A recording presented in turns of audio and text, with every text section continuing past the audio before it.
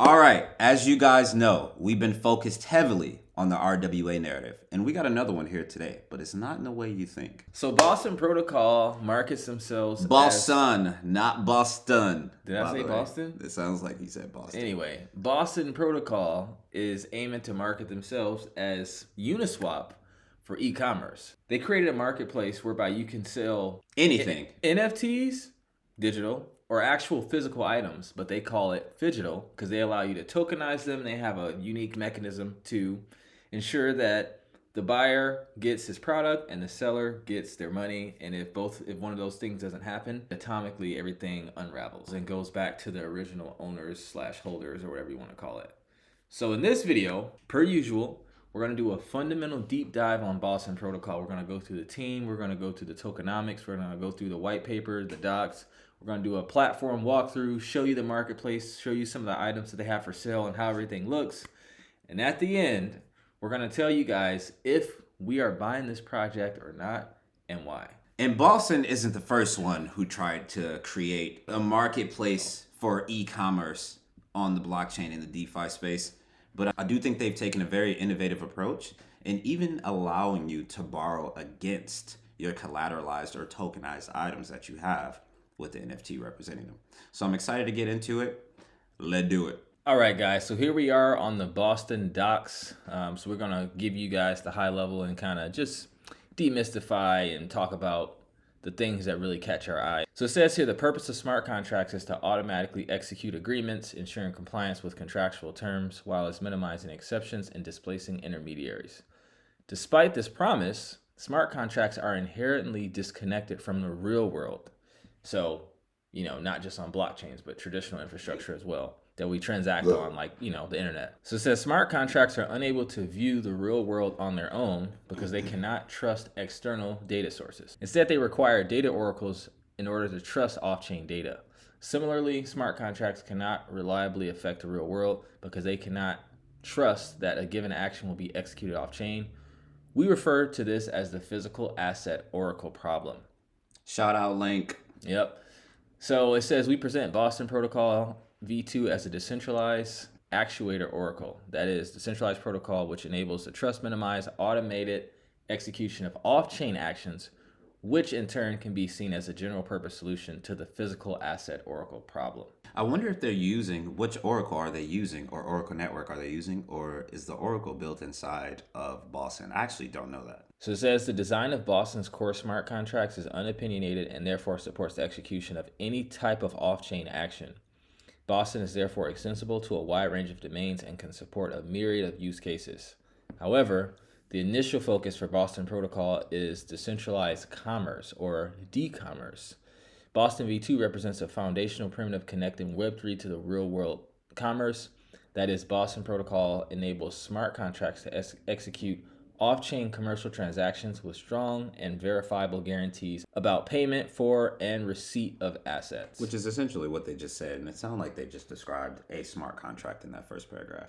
Yeah. So it says their vision is to enable a single digital market for physical things. Think Uniswap for e-commerce, where all of the world's products and services are listed and searchable, with commerce automated via code.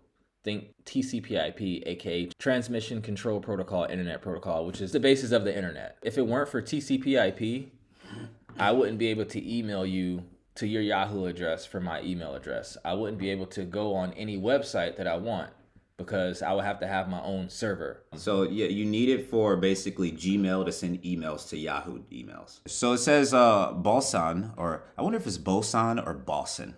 Anyway, Boson is built on a decentralized infrastructure as a minimally extractive coordinator with value mediated by the Boson token.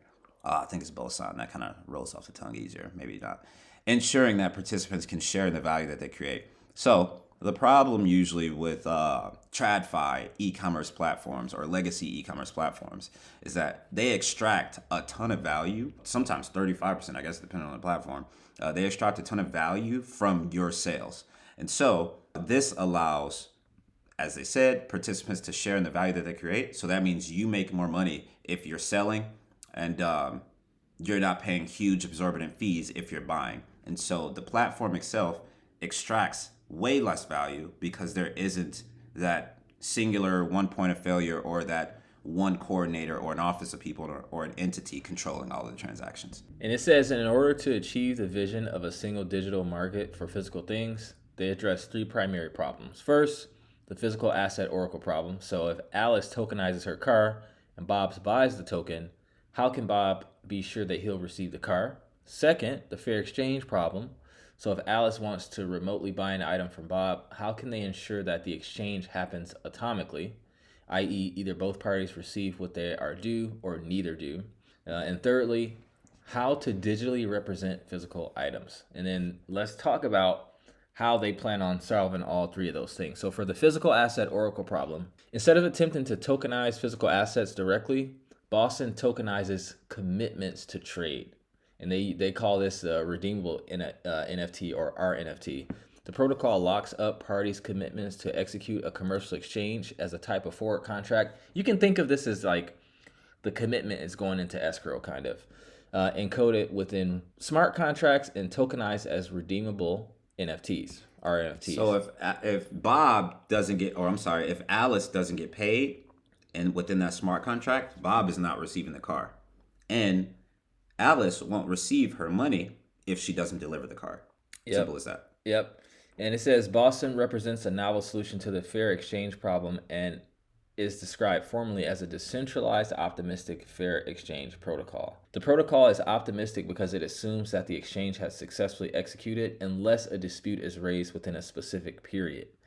This and other optimizations lead to efficient execution on the platform. All right, now let's talk about their dispute resolution. So it says the main burden of dispute resolution is handled by an automated mutual resolution process, which leverages algorithmic game theory to effect local remedy between parties. Exceptionally, unresolved disputes can be escalated to an independent and potentially fully decentralized dispute resolver who will assess the agreement, evidence, and claims before deciding on the division of locked up funds. And it says dispute mutualizers assess dispute risk and offer sellers the option to spread the cost of disputes across multiple transactions. Yeah, so I guess to super quickly break down game theory for those of you who aren't familiar with it. And so it's essentially a theory in which players within the theory, the participants or people are called players, and each player has to essentially guess what the other players are going to do. So if you're buying and selling, let's say me and Vince are going into a transaction, I have to kind of guess if he's going to actually deliver the product or not, and that will determine my course of action. And so since I believe that Vince will actually deliver the product, I could go ahead and pay for it. But if I believed that Vince would not, or thought that Vince would not deliver the product, that would force me or render the thought in my head not to pay. And so that's essentially what game theory is, just to keep it super simple. All right, now let's move on to the redeemable NFTs before we move on. So it says they address the problem of how to digitally represent a physical asset by providing assurances to the bearer of the RNFT that either they will receive the item or their money back. RNFTs represent the right to redeem physical assets on chain, thus enabling the vision of a single digital marketplace for physical things built on Web3 infrastructure. Yeah, and with these redeemable NFTs, they're actually pretty great within the Boson protocol, because I don't know if they're going to get into it in this light paper here or light doc here, but they also allow you, as I said in the intro there, to borrow against those redeemable NFTs. And so those NFTs are interoperable with most layer 1 platforms at this point. And so you could, let's say if you wanted to bridge it to Ethereum and then borrow against that on a certain protocol on Ethereum, well, you could. And they still sit, the physical asset still sits within the Boson protocol, but you could take that NFT and extract its value or abstract its value even more by borrowing against it. So that's a pretty novel aspect as well for e-commerce, d-commerce in this case. All right, guys, let's go through some of their tutorials, and they show you how to buy, how to sell, use everything on the platform. So we're going to start with purchasing and redeeming an NFT. So right now they are on ETH and Polygon. So it's good that they're using Polygon because gas fees are really, really cheap. Step 1 is buying an item and committing to it. So you have like this t-shirt, say you want to buy this t-shirt. Once you find the item you want, you can buy it by clicking on the commit button. And remember, you're committing to buy. So you get that RNFT. You pay for the item by transferring the item price into escrow, and in return receive a redeemable NFT that can later be exchanged for the real world item it represents, right? So after that, you see the confirmation, you can view the item or discover more items. Obviously you have to connect your wallet after this. You think you have to connect your wallet before, but it says if not done before, so you can connect your wallet anytime. Interesting. So most people, it'd probably be good practice to, if you know you're going to use the platform, just set up your wallet in advance before committing to something. Yeah, or connect it. So step 2 is redeeming the RNFT. So the product listing displays a redemption period during which your RNFT is valid and can be exchanged for the asset it represents, in this case, the t-shirt. During this time, you're also free to trade, sell, or gift the RNFT. Note that if you do not redeem your item within this time, the seller will no longer be obliged to the exchange and you will incur a buyer penalty set initially in the offer agreement. So the seller can say, hey, if you get the RNFT and you don't redeem it by this time, you have to pay this amount. And it makes sense because while you're twiddling your thumbs and you didn't buy, they could have sold it to someone else. So that's fair. When you're ready to take possession of the physical or digital item, go back to the dApp to redeem your RNFT, and then the RNFT will be burned in the process so that, you don't have that whole double spend problem taking place. It's pretty interesting. They give you like almost a grace period to confirm your buy, which, that's pretty cool. But I wonder why it's not just like buy versus redeem, and then you have a redemption period, especially since it's handled by smart contracts. I'm sure you can probably buy it, the RNFT, and then redeem it right after. You could do it immediately, yeah, but I'm just wondering why they add the redemption period. But I guess, people are impulsive and maybe they have to wait for the seller to ship the product too. Maybe, or confirmation. But then if they're built on Polygon layer 2, no. So I don't know. Yeah, who knows? Hey, Boston Protocol team, if you're watching this, we would love to have you guys come on for an AMA, an AMA. I was literally about to say that. That's so funny. We love AMAs. And Amish people. I'm going to leave that out. No, I actually do love Amish people. I've been to an Amish wedding once, and they loved me. Appreciate y'all if y'all watching this. Probably not, though. You never know. Well, no technology. Yeah. They can have it like a computer and shit, like, in their barn, but they can't have it in the house. Depends on who you are. They got to go into the barn to jack off. Yeah, that's... Oh, my God. If you're Amish, we love you. So they also give you the option to cancel the purchase, which means you'll receive the refund. You'll get the refund minus the penalty. Obviously. If I'm the seller, I'm setting the penalty at the full purchase price. No, I'm just playing. And then you can also contact the seller directly through, they have like a little text channel in there, and it says it's encrypted, XMTP, whatever that is. I actually don't know what that is. It sounds safe. You'll need to enter your address in order to redeem your purchase. Unlike when you buy something on a Web 2 commerce site, your address is not stored in a centralized database. Instead, you're sharing your details only with the seller of the item that you purchased. So then they go on to tell you that you've initialized the chat client. You get notified that your RNFT will be burned. Once you're happy with all this, you confirm the transaction in your wallet, and the redemption step is complete. Finally, you'll be shown the confirmation screen. You'll notice that the item you purchased no longer has the redeem option available. If you need to contact the seller, raise a dispute, you can do so via the item page. And now let's go to the seller side. So if you want to sell on here, they have a video going through, the steps. So feel free to watch that if you want. Pretty good beat. Yeah. Boson Protocol, you know it alls. We the know it alls. We got a ball. We never fall. We get up. We take off. This decentralized. Hope you can conceptualize. This a dApp. And this a rap. I'm selling digital, NFT. What you know about me? Ooh. I coach you better than Tom Thibodeau.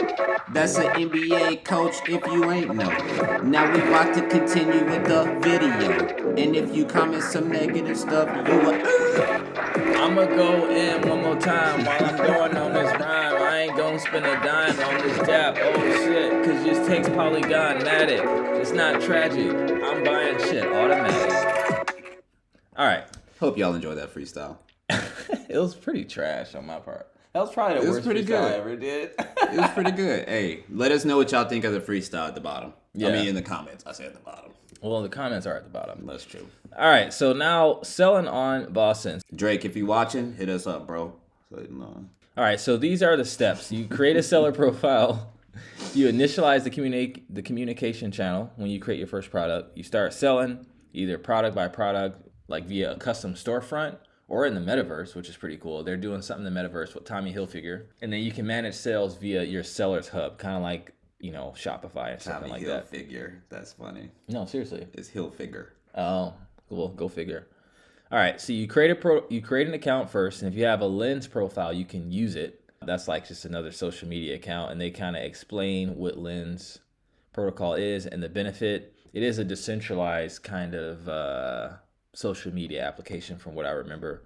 You fill in the profile details. You can set royalties, so you can optionally specify the percentage amount for secondary royalties that you wish to collect from secondary sales into an address of your choosing. That's the cool thing about NFTs is that, secondary sales is a huge market. Like Michael Jordan isn't making any money when his shoes are sold for 3x the price after people buy them.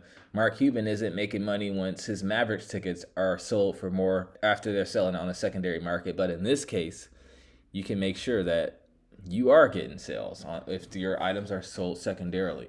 And sellers, when you're setting these royalties, make sure you're pretty polite with it. Okay. Don't be doing no damn 70%. Yeah, because that's just going to make sure you don't get any sales. So now, after you confirm the profile creation, you confirm it. It invokes a signature request. Okay, simple enough. So the first step is creating products. So it says by now you should already have created a seller profile and have the wallet connected to the DApp.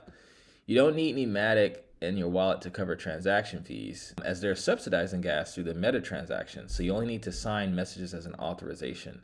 So that's good. That's going to allow more people to come on.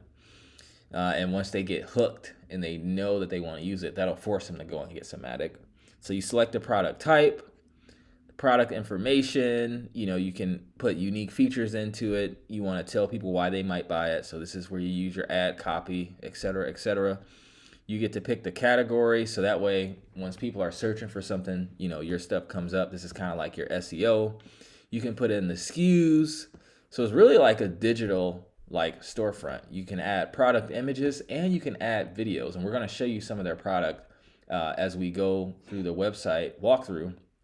Then you can add the contractual details for the sale of the product, including the price, specific currency that you're willing to accept, available quantity, validity period, the redemption period, and any special conditions such as token gating, which is also cool. So for token gating, you can make it so that, hey, in order to buy this, you have to have this token or this many tokens, and you can kind of control access to what people see. This way you can incentivize people to buy more of your stuff in order to be able to get access to other things. And a lot of popular NFT projects do this, such as like Bored Apes. In order to buy any of their merch, you have to have an ape in your wallet. So now let's talk about the protocol fee. So Boson protocol takes a 0.5%. And it's only charged on happy path exchanges, meaning the RNFT was redeemed and the exchange was finalized without a dispute. So basically, legit transactions that fully go through, they take a cut. And then they have a dispute resolution cost, so it says they ensure that trust minimize exchange of on-chain value for off-chain assets. And these dispute resolvers are called upon when an exchange is escalated, aka when the buyer and seller can't resolve the dispute amongst themselves. So for launch, there's only one dispute resolution service available, and the service is free of charge. They also have terms of exchange. So the exchange policy includes the obligation of both parties to follow through with their commitment and the evidence requirements in case there's a dispute. So they allow you to fill in all of this stuff, deposit, all this stuff. Then shipping info. You can define the regions you're prepared to ship to, along with the expected delivery time and the acceptable return period in days. You can also add values for parcel measurements and weight, as well as the URL to the redemption point. And it's set by default by the Boson app. So a lot of customization here, and then you have to confirm all the details before you can actually start selling. Yeah, so as opposed to the centralized entity kind of dictating all of that, box weight, box size, all that good stuff, you can set all that yourself to make your offer more attractive. So that is pretty much it for that. And then if you want to create an actual storefront, they give you that ability as well. So it says if you're going to be selling multiple items and you would like more functionality than the standard seller profile provides, you can optionally set up a storefront within the Boson Marketplace's app. This is free and it allows you to just display your own products and those listed by other sellers or specific offers with your own color scheme, font, and branding. So it's almost like white labeling your own store. And they offer like templates and all kinds of things to, make it look cute or whatever. It's a decentralized Shopify. Pretty much. They give you all of the details on token gating, which we kind of talked about already. So when a product's locked behind a gate, a lock icon is displayed over the image, making it easy to see which products are exclusive offers. And guys, if you want to go through like all of the widgets and all of the technical documents and things like that, if you're like a developer, they have all of that stuff here for you. Metaverse toolkit. So this is like your software development kit, so you can build like a store in the metaverse. Like this is some pretty cool shit, guys. They give you literally everything that you need. Help with code, technical documentation, and then they have a glossary for, all of the keywords that they use. So now if we went through the docs, I want to cover this one pager real quick because they have some cool stuff that I just want to run through real quick. So they have a pretty good team. So the co-founder and CEO, his name is Justin Bannon, and it says he's a tech unicorn builder. So it says as global MD, he blitzscaled Priority Pass from a 50 million to a 1 billion revenue digital voucher marketplace. So he has experience in this field, and he has experience scaling up companies, which is good, or a company. And then their co-founder, Gregor Borsa, lead engineer, major bank and payment systems, including Central Bank of Slovenia. So he's a blockchain technologist, and he taught master's blockchain courses and is a blockchain architecture consultant and developer. And working with the central bank definitely helps. Yeah, like it don't get more credible than that. They literally seek out the best talent and they print money so they can buy whoever they want. So the fact that they chose him to work with them says a lot. It really does. And he has the best photo out of all of them. So that should tell you a lot. Gay! So, this guy has the worst, I'm going to be honest. Bro, you look like somebody dumped some water on him and was like turning sideways. And it talks about his computer science background, so master's in business informatics and MSc digital currency. And then you can go through their advisors and their key team members. I'll leave that to you guys to go through. They have some of their partners here. Tommy Hilfiger is one of their partners as well, and they've raised capital from some pretty interesting companies. One that sticks out here is Animoca Brands, and I believe that is the holding company for most of the NFT projects. So now let's talk about the tokenomics. Now that we know what they're about, so you can see the release schedule, but I want to get a better view of this. So we're going to go to CoinGecko first. You can see the market cap is 62.9 million, but the fully diluted valuation is 98 million. So it's around $35 million in tokens that still needs to be unlocked, at least at current prices. So we want to see when those are going to be unlocked. So we're going to go over to CryptoRank, and you can see that all of the tokens have been unlocked except for the founders and team and the foundation. Normally, they keep tokens in the foundation to fund different operations, so I wouldn't worry about those so much. But I feel like the founders and team, those are more likely to be sold. And if we look over here, is linear vesting. So they're just going to keep getting unlocked slowly up until October of 2025 for the founders and the team, and then April 2026 for the foundation. So I like these tokenomics. They're not too bad. I've seen better, but I've definitely seen worse. Yeah, with a protocol like this, at any point, I guess based on their token unlock schedule, we'll actually see more deflationary aspects in this protocol. So I do like the tokenomics as well versus heavily inflationary. Also, if you go to YouTube, they do have a YouTube channel, 3.7 subs. They have a good amount of videos. You can see that their last one was 2 months ago, so it was a little while ago.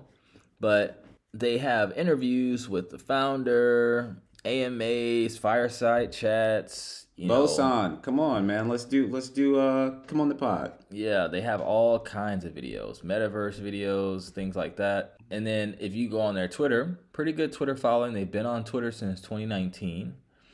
And they're hosting Twitter Spaces. You know, they're getting their stuff out there. Like they're shipping and marketing at the same time. What I find is that it's usually one or the other. So they're covering all of the bases here. Was that guy the founder with the crazy hair? No. Okay. Yeah, they're showing up at events. They're shipping new products. Yeah, cool stuff. All right, guys, now let's do this website walkthrough and see how everything's looking. So you have a pretty good looking website. A lot of stuff all over the place. That's my only thing. The docs are all over the place. But they kind of just talk about what we already went through, stuff like that.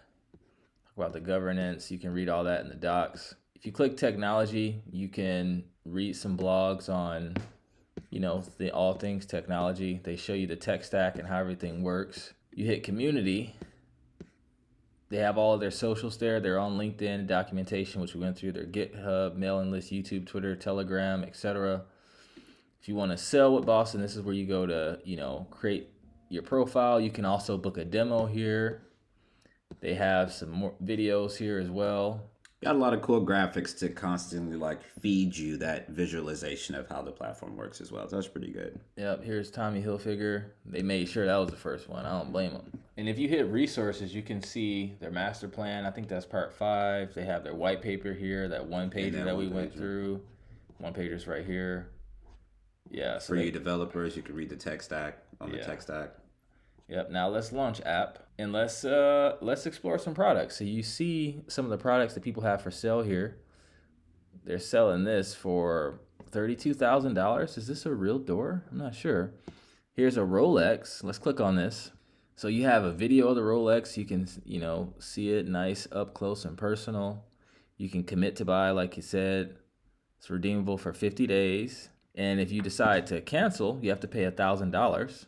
If you buy this Rolex, make sure it ain't ticking, all right? Yeah, Rolex, they don't tick. They just supposed to move. And they have this weird thing where it only works like when you're moving it on your wrist. Like that's how it charges. So it's pretty much dead when you go to put it on. You have to reset it. So you have like the physical product data. So it, you know, gives a description of the Rolex. You got a few more pictures here you can go through. Oh, that's pretty vintage, huh? 67? Yeah. No, this one was made in 1675. Yeah, they got all the papers and everything. So this is the physical data about the product. You can go about the creator. So this guy chose to be a little more anon. And you hit shipping and inventory, and it tells you how long it'll ship to where, which is pretty dope. And he has a return policy, which is pretty good. Yeah. And you can see they don't have a whole lot. I do want to see more things on here. So you got some shoes on here. This looks like a service. It's kind of good. Services on here. It's kind of good that they have such a diversity in products right now because it shows the generalization of the products that you could put on here. Pretty much anything. Yeah, literally. Now, to get to if we are buying Boson or not. Well, I'll say a few key points and I'll let my boy here take it away. From a marketing standpoint, they're doing pretty well. From a product standpoint, it's a pretty good product and it has real world inherent use case or inherent utility. And I think there's a demand for e-commerce platforms in the DeFi space in a decentralized manner. And they're filling this role pretty well. And then a bunch of ancillary aspects around that. So I think they're doing pretty well. So, Vinny, why don't you tell them if we're buying or not? Are you buying it? So I'm pretty sure you can catch this drift. So to answer the question, I bought some, and I'm going to continue to buy more. I'll give you the reasons why. It's under the RWA narrative. You guys know we're super bullish on that narrative. We think the RWA sector is going to, rise as we get deeper into the bull market. Last time I checked, it was only $6 billion in market cap. Like I said, Pendle has $4 or $5 billion on their protocol alone, just one project. So you got the meme coin market cap at over 50, 60 billion. So super undervalued. I like the tokenomics. Like you said, I like the marketing. I like the project. I like the team. I like the experience that they have. I like that this isn't their first rodeo. Like they were around, I think since like 2020, 2019 or something like that. And I think the timing for this project is there. So our lives are becoming increasingly digital. right? It only makes sense that everything else becomes increasingly digital and how we transact and things like that. So, here's a concept that I want you to think about. You have a lot of people who are collectors. So like, let's say you're collecting a sword, right? If you're collecting a sword and it's a physical sword, you're going to put it up on your wall. It'll never be used because you don't want to put a scratch on it and diminish the value. People will come over, you'll talk to your friends about it, and then that's it. That's literally all the use you get out of it. But if you have something that is phygital, like let's say I have a sword and I also have another sword that I can use in the metaverse, I don't have to just have it sit on my wall and collect dust. I can take that sword, I can go and use it in the game, I can increase the sword's qualities, I can loan it out to other people who want to play in a game in a metaverse, and it's game agnostic, right? The metaverse isn't just one place. So you get way more use out of your collector's item if you have an NFT attached to it as well, because you can use it in the metaverse. Metaverses are only going to be getting built out more and more. More people are going to start using them.